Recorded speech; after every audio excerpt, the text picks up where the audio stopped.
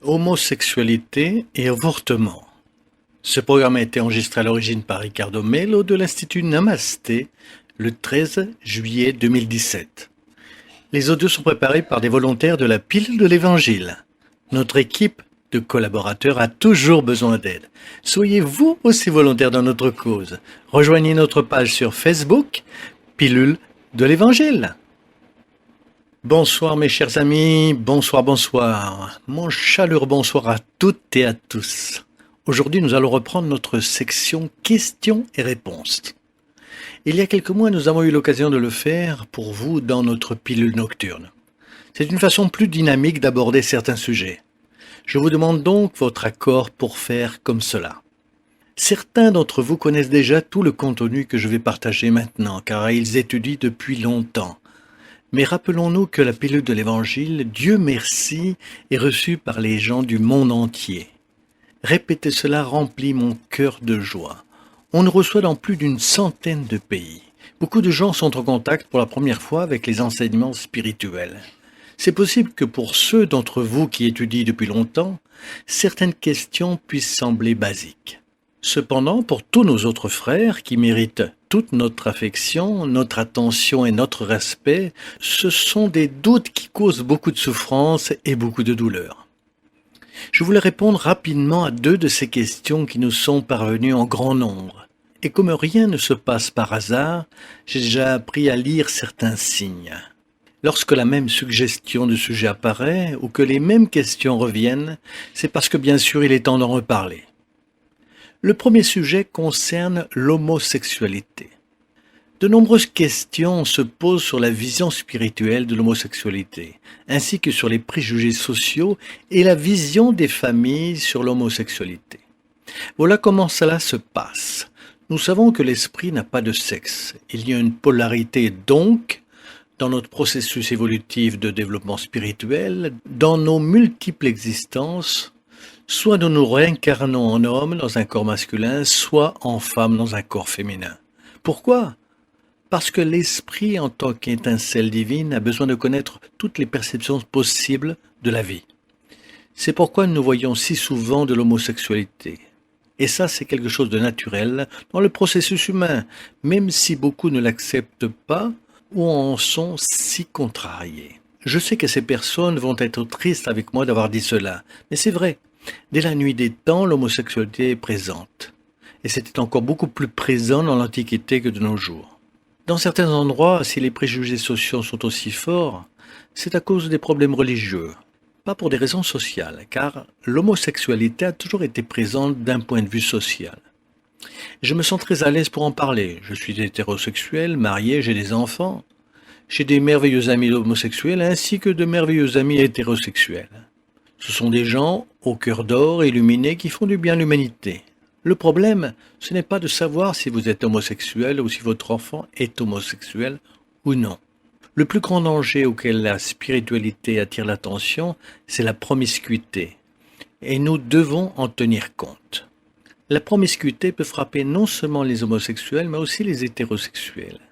Et le problème se pose pour les 2 communautés.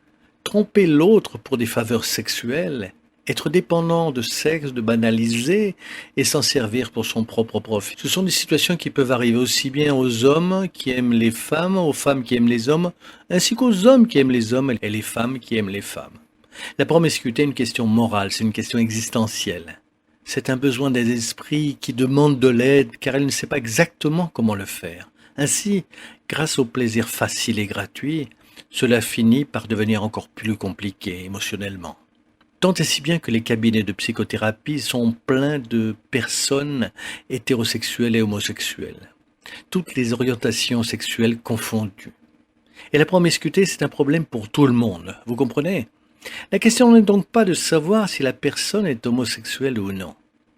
Vous, les papas et les mamans qui ont un enfant homosexuel, que devez-vous faire ? Vous devez l'aimer, bien sûr, c'est évident. Aimez-le, acceptez-le, donnez-lui votre soutien et votre tendresse au lieu de lui tourner le dos, comme beaucoup le font. Et ça, c'est de la cruauté. Il n'y a pas d'autre mot, c'est de la cruauté. J'ai déjà entendu de terribles histoires d'hommes qui se disent croyants, qui suivent les enseignements de Dieu, mais qui renient leurs propres enfants. Dieu lui-même vous permet à vous, papa et maman, de recevoir un de ses enfants sur terre en toute confiance et affection. Allez-vous lui tourner le dos parce qu'il a une option sexuelle autre que celle de votre préférence? Ne pensez-vous pas que c'est très égoïste de votre part? Excusez-moi l'honnêteté, mais celui qui aime accepte. Au pire, si vous ne pouvez pas accepter le choix de votre enfant, soutenez-le au moins. Alors rassuré, il pourra se construire avec son propre libre arbitre. S'il a tort, c'est autant à la justice divine de décider, pas à vous. Le rôle du père et de la mère est de guider, aimer à être toujours du côté de l'enfant, même dans les cas extrêmes. Prenons l'exemple des criminels qui ont commis des actes horribles. Leurs parents sont là, côté d'eux, en visite dans la prison. Et dans certains cas, les homosexuels ne sont pas acceptés par la société. Pour l'amour de Dieu, que personne ne me comprenne mal, je ne compare pas la question criminelle avec la question homosexuelle. Jamais de la vie. Ce que je veux dire, c'est que même dans des cas extrêmes, le père et la mère soutiennent leurs enfants. Pas l'erreur de l'enfant, mais l'enfant lui-même. Et allez-vous détester votre enfant parce que vous n'êtes pas d'accord avec sa préférence sexuelle?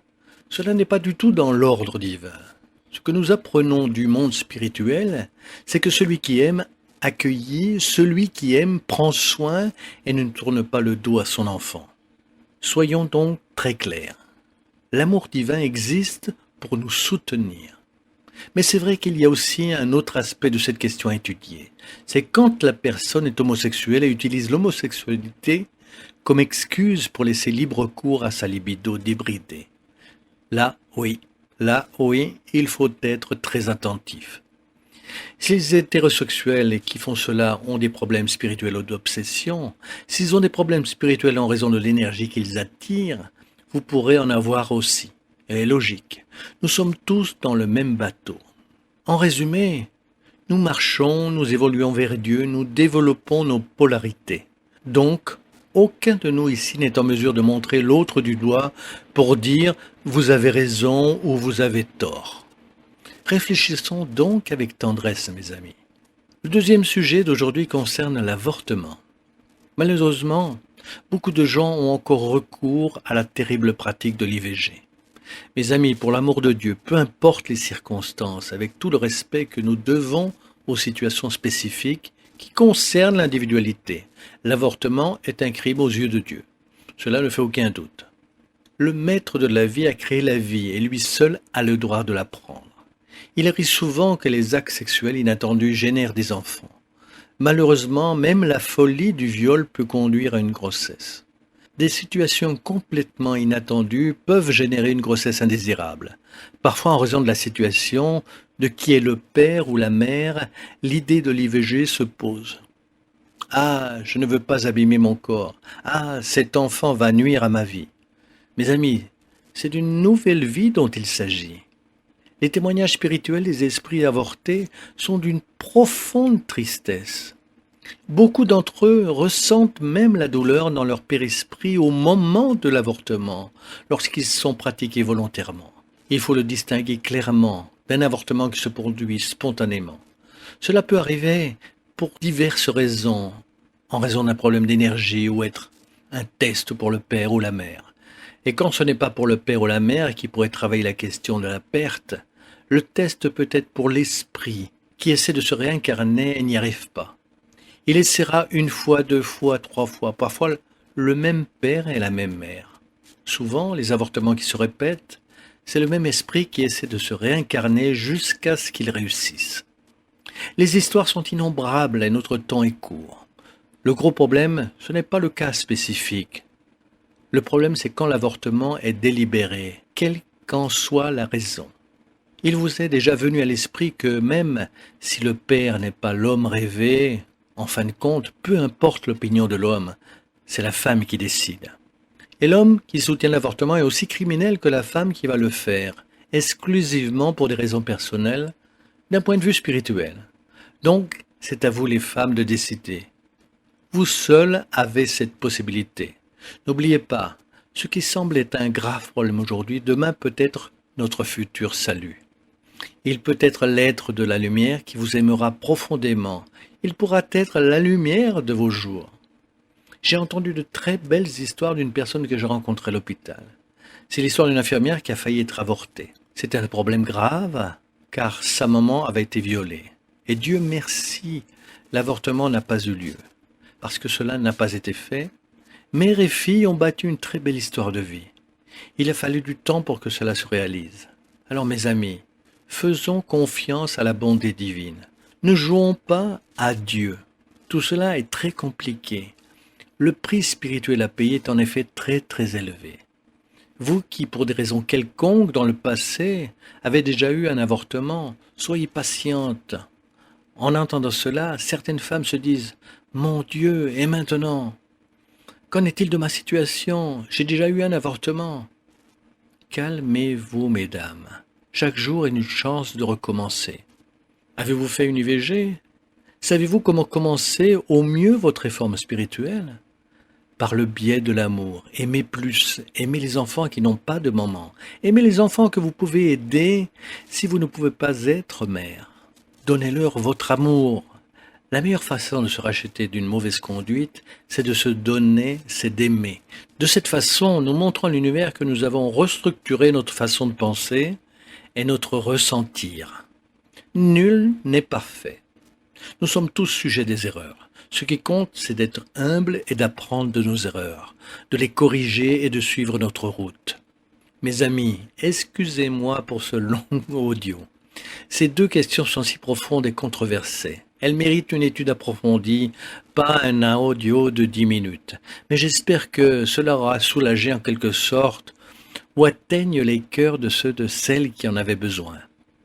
Lumière et paix aux parents impliqués dans les deux cas. À chacun de vous, mes respects, mon affection. Que la lumière divine vous guide pour que chacun de vous puisse faire les meilleurs choix possibles, dans des situations si difficiles que celles que nous venons de travailler aujourd'hui. Que chacun garde sa conscience en paix et heureuse.